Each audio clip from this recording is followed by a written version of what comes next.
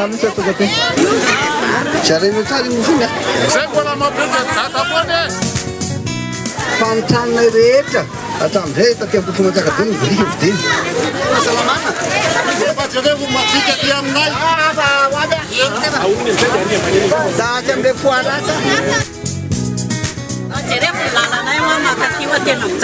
tonga ty aminareo miaraka amin'le tolony reto mba hijery zava-misy aty dia hieno anareo hoe olo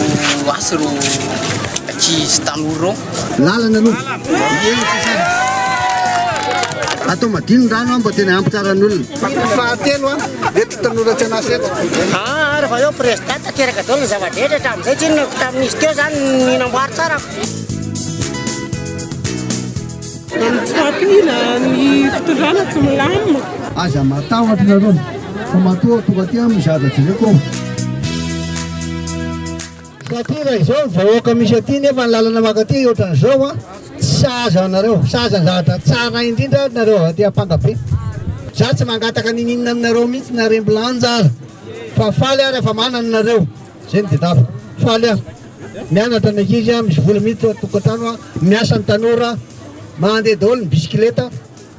taxi bosy mora ny karama satria tsara ny lalana zay ihany ilaiko fa atokisy ny olona tena hoe tokony havita azy enim-bolana sisa raha be ndrino na enim-bolana sisa dia raikitra zay za matahotra nareo fa manamindreo zay a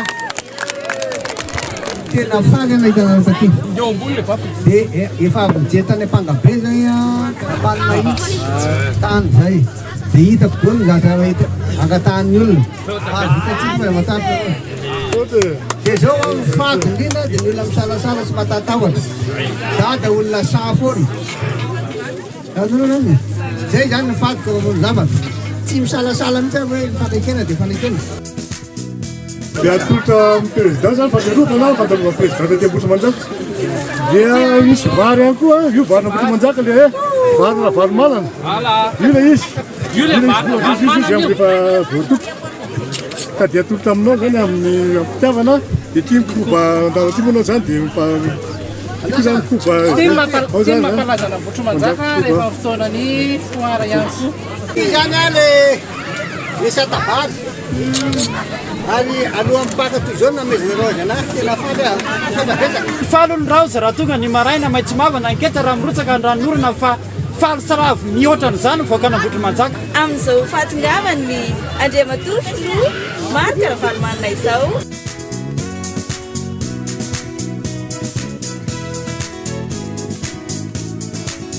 aza matahotra reo tia e